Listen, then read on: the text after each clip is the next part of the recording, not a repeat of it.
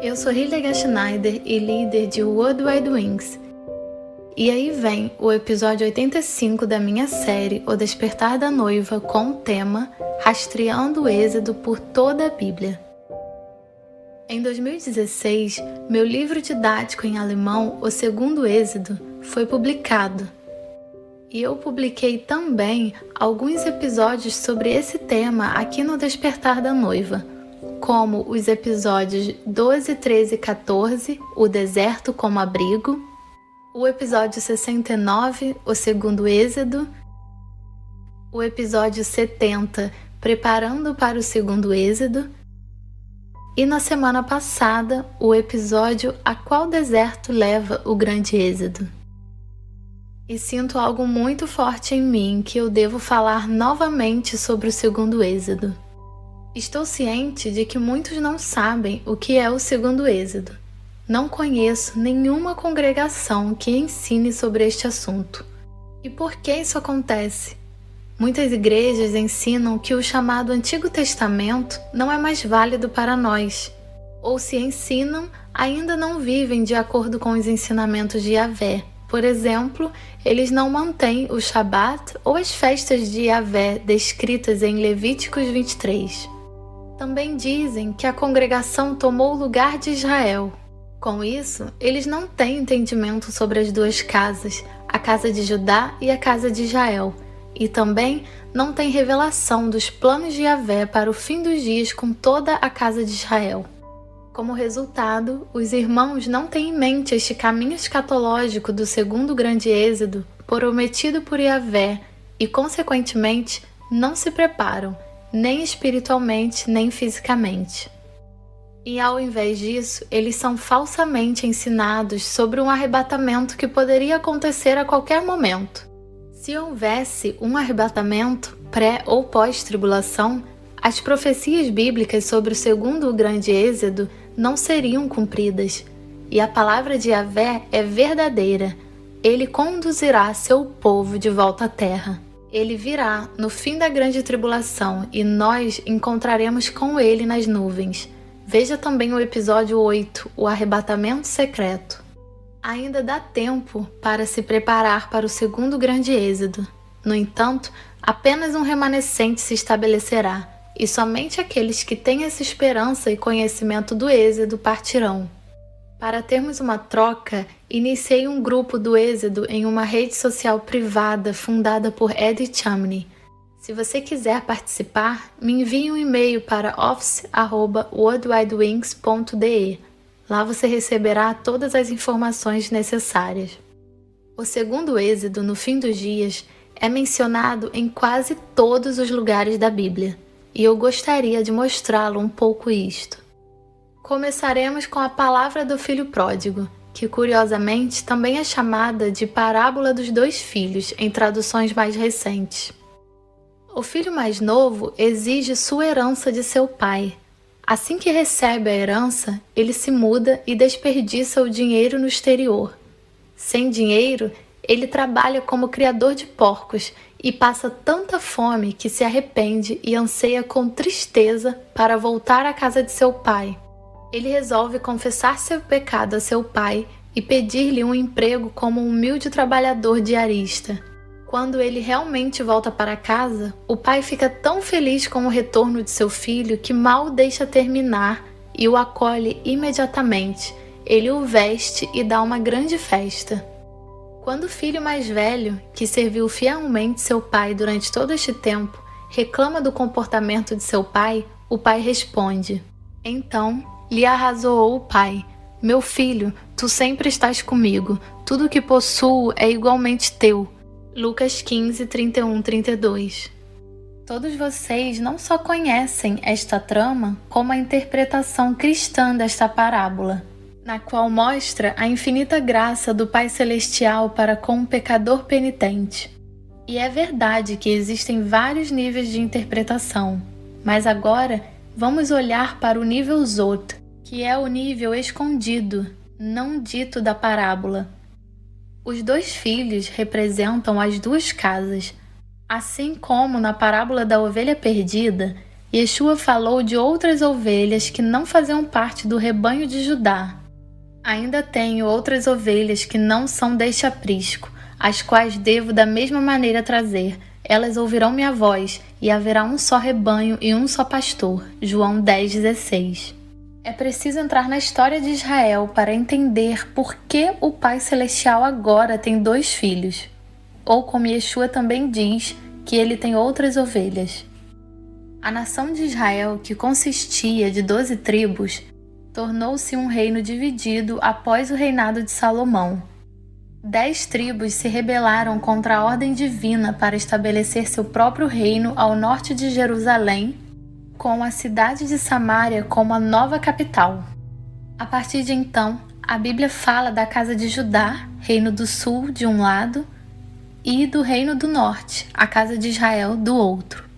Desde esta divisão, há cerca de 3.000 anos, os 2 reinos têm permanecido separados um do outro, e a interpretação alegórica da parábola do filho pródigo é a de um pai que tem 2 filhos, um dos quais representa a casa infiel de Israel e o outro a casa fiel de Judá, pois somente Judá permaneceu fiel à Torá na medida do possível.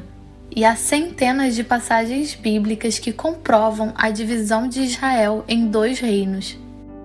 A casa de Israel se tornou apóstata e se rebelou contra a aliança de Yahvé. Seu rei Jeroboão mudou as festas de outono de Yahvé para o 8º mês, embora Yahvé tivesse ordenado que fossem celebradas no 7º mês. Jeroboão usou a desculpa de que o que importa é que celebramos as festas de outono. E ele montou mais 2 lugares de culto, Dan e Betel, que Yahvé não tinha ordenado desta forma. Yahvé enviou-lhes profetas algumas vezes para lembrá-los das maldições listadas em Deuteronômio como consequência da desobediência. Depois de terem ignorado e rejeitado todas as advertências de todos os profetas de Israel por cerca de 200 anos, o castigo final ocorreu. Sereis, pois, desarraigados da boa terra em que estáis entrando para dela tomar posse. Então Yahvé vos dispersará por todos os povos, de um extremo da face da terra ao outro. Deuteronômio 28, 63, 64.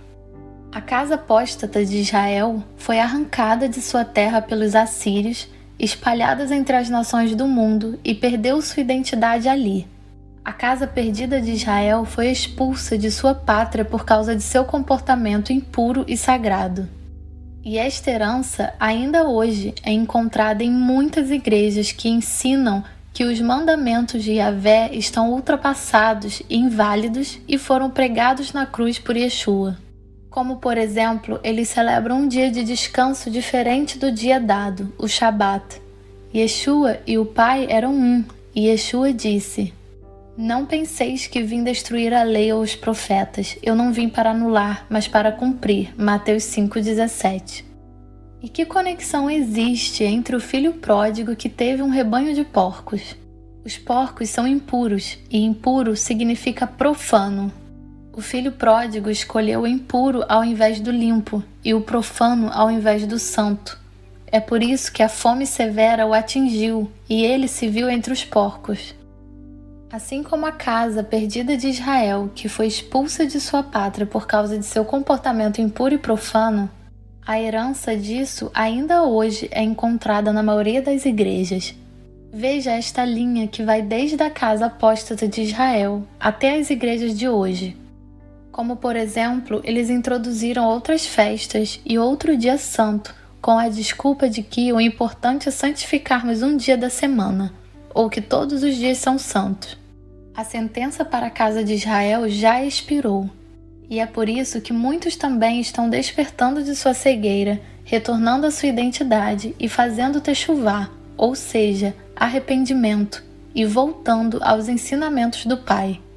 O filho mais novo, então, representa a casa de Israel, as 10 tribos perdidas que deixaram a terra de Israel, desperdiçaram sua preciosa herança, a Torá, e com isso perderam também sua identidade. Eles literalmente acabaram entre os porcos, ou seja, levaram um estilo de vida impuro, não observando a Torá. E agora, depois que muitos que pertencem às 10 tribos perdidas, isto é, a casa de Israel, despertam, se arrependem e retornam ao ensinamento da Torá.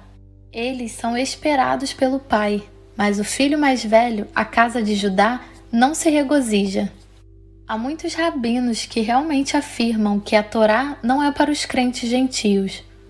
E alguns judeus messiânicos também afirmam que os cristãos não têm que manter a Torá, a santificação do Shabat, as festas e etc.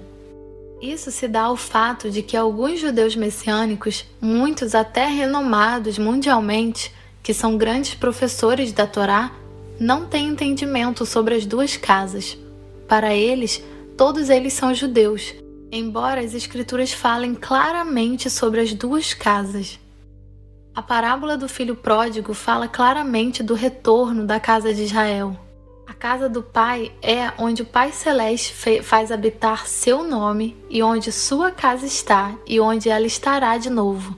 Quando Yeshua usa o termo casa do Pai na parábola, ele está falando sobre a terra de Israel. E assim como o filho mais novo retorna à casa do Pai, também a casa de Israel voltará para lá no fim dos dias. E o que tem a ver a fome severa que invadiu a terra do exílio? Foi preciso esta fome para que o filho mais novo reconsiderasse sua situação. A época da tribulação de Jacó também afetará aqueles que pertencem à casa perdida de Israel. Assim como o filho pródigo perdeu sua prosperidade e ficou desamparado, as 10 tribos perdidas de Israel estão destinadas a sofrer o mesmo destino. No final, sua única esperança de sobrevivência será retornar à casa de seu pai, Eretz Israel. Este será um grupo purificado de retornados, mas será um resquício. No fim dos dias, um remanescente retornará de ambas as casas, a casa de Israel, aqueles que foram enxertados, e a casa de Judá. Ainda que agora o povo de Israel seja tão numeroso como os grãos de areia da praia do mar, somente alguns retornarão. Yahvé já decidiu exterminar todo o povo. A justiça virá transbordante, como se fosse uma inundação. Isaías 10, 22. Estarei dando continuidade a este tema, mesmo que entre ele fale novamente sobre outros temas. Sejam todos ricamente abençoados.